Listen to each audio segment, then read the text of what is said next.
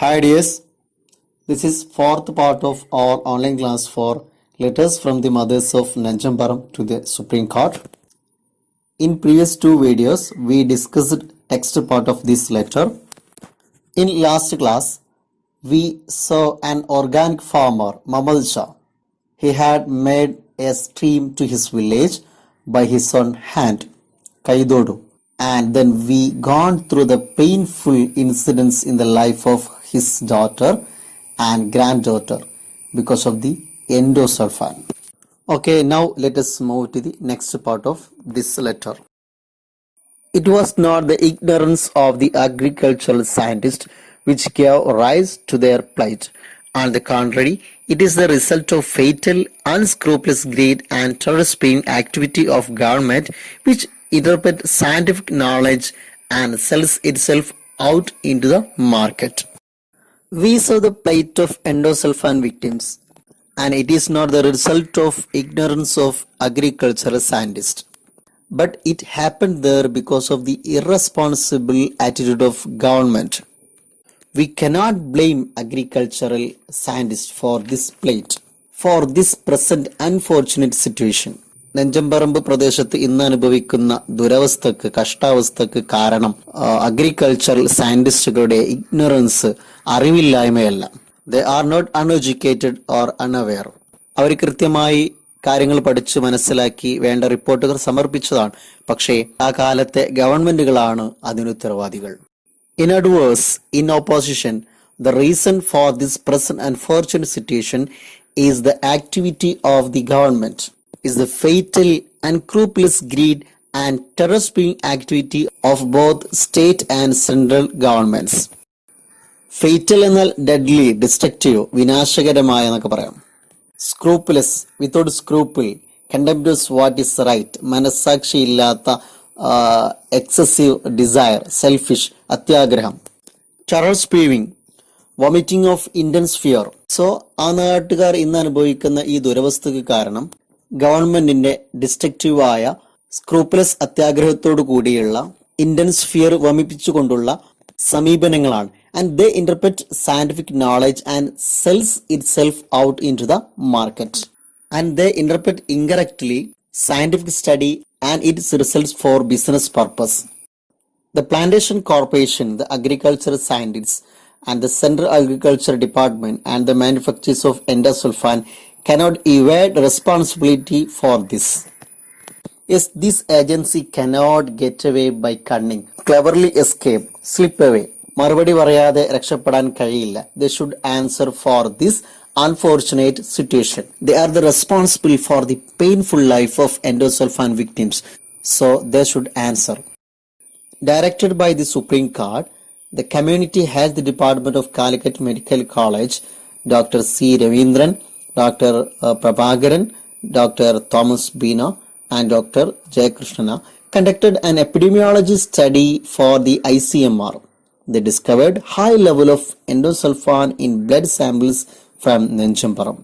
In the direction of Supreme Court, Calicut Medical College Community Health Department, the team of those doctors for the ICMR, Indian Council of Medical Research, they collected blood samples from the peoples of Nanjambaram and they found all the blood samples contained endosulfan.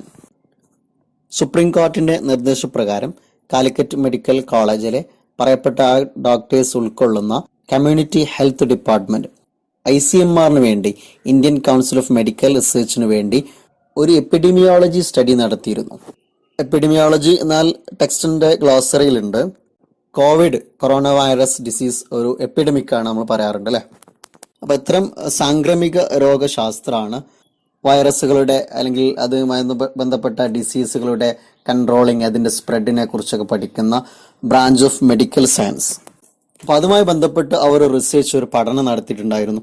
അതിലവർ കണ്ടെത്തിയത് ആ പ്രദേശത്തുള്ള ആളുകളുടെ blood സാമ്പിളിലൊക്കെ തന്നെ എൻഡോസൾഫാന്റെ അംശങ്ങൾ അടങ്ങിയിട്ടുണ്ട് എന്നായിരുന്നു. Apart from this, the Kerala State Council for Science, Technology and Environment in its study conducted to measure endosulfan level in the water and soil in the area discovered endosulfan particles in Nenjamparambu. To realize the level of endosulfan in Nenjamparambu, KSCST, Kerala State Council for Science, Technology and Environment, had conducted another study. As this study aimed at measuring endosulfan level in water and soil in Nenjamparambu. നെഞ്ചമ്പറമ്പിലെ മണ്ണിലും അവിടുത്തെ ജലത്തിലും എൻഡോസൾഫാന്റെ അളവ് എത്രത്തോളം ഉണ്ടെന്ന് കണ്ടെത്താനായി KSCSTE നടത്തിയ പഠനത്തിൽ കണ്ടെത്തിയത് they discovered endosulfan particles in നെഞ്ചമ്പറമ്പ്. നെഞ്ചമ്പറമ്പിലെ മണ്ണിലും വെള്ളത്തിലും എൻഡോസൾഫാന്റെ ഫ്രാഗ്മെന്റ്സ്, കണങ്ങൾ, അംശങ്ങൾ ധാരാളമുണ്ട് എന്നതായിരുന്നു. The lifespan of alpha endosulfan is a mere 88 days. In the case of beta endosulfan, it is 40 days. The presence of endosulfan in the soil even after 10 years after the aerial spraying was stopped shocked the scientists. As we told before, their study shows that the endosulfan is there in their blood samples.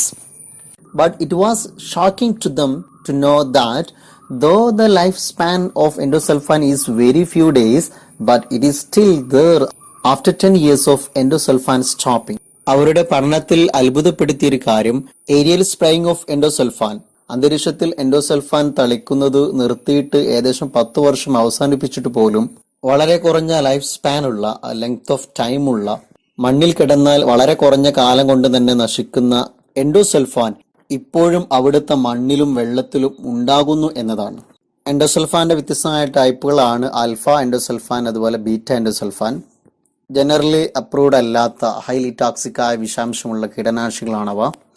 Beta endosulfan ഈ brown crystal രൂപത്തിലേക്കാണ് കാണാറുള്ളത്. Alpha എൻഡോസൾഫാന്റെ life span 88 days ആണ്. അതുപോലെ beta എൻഡോസൾഫാന്റെ life span 40 days ആണ്.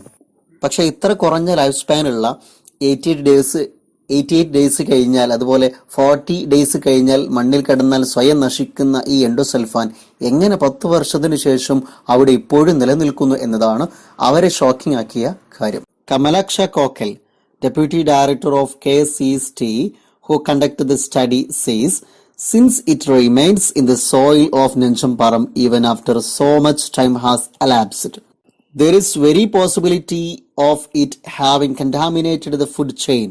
From plants, it must have entered vegetable and fruits, then animals, then human body, and weakened havoc. Kamalaksha Kokal, Deputy Director of KSCST, he says in his study that even after stopping of endosulfan there, so much time has passed. But endosulfan is still there, remain in soil of Nenjamparambu, and it infect or make dangerous our food chain. KSCSTയുടെ deputy ഡയറക്ടറായിരുന്ന കമലാക്ഷ കോക്കൽ അദ്ദേഹത്തിന്റെ പഠനത്തിലൂടെ പറയുന്നത് endosulfan നിർത്തലാക്കിയിട്ട് ഒരുപാട് വർഷങ്ങൾ കടന്നുപോയിട്ടും നെഞ്ചമ്പറമ്പിന്റെ സോയിലിൽ, മണ്ണിൽ ഇപ്പോഴും എൻഡോസൾഫാന്റെ അംശങ്ങൾ നിലനിൽക്കുന്നു എന്നതാണ്. മാത്രമല്ല ക്രമേണ അത് അവരുടെ ഫുഡ് സൈക്കിളിനെ ദോഷകരമായി ബാധിക്കുകയും നശിപ്പിക്കുകയും അങ്ങനെ അവരുടെ ശരീരത്തിൽ നിന്ന്, അവരുടെ ജീവിതത്തിൽ നിന്ന് ഒരിക്കലും ഒഴിഞ്ഞു പോകാത്ത ഒരു ബാധയായി, ഘടകമായി എൻഡോസൾഫാൻ ഉണ്ടാകും എന്നതാണ് അദ്ദേഹം പറഞ്ഞു വെക്കുന്നത്. Then he explains how it affects them badly forever or become their part of life forever. Plants absorb endosulfan from soil and it reaches there. From plants it enter into vegetables. Then animals and human beings eat this polluted, poisoned, highly toxic vegetables and fruits. Then it results in weakened havoc, widespread devastation, destruction. It become annihilated. കനത്ത നാശം, കനത്ത പ്രഹരം അതിലൂടെ ഉണ്ടാക്കുകയും ചെയ്യുന്നു. ഇങ്ങനെയാണ് endosulfan spraying stop ചെയ്തൊരു 10 വർഷം കഴിഞ്ഞിട്ടും നെഞ്ചമ്പറമ്പിലെ മണ്ണിലും വെള്ളത്തിലും പ്ലാന്റ്സിലുമെല്ലാം അതൊരു സർക്കിൾ പോലെ കറങ്ങി ഇപ്പോഴും അവിടുത്തെ ജനങ്ങളെ ദോഷകരമായി ബാധിച്ചു കൊണ്ടിരിക്കുന്നത്. This is to be further studied as we want to conduct research or study in this field again.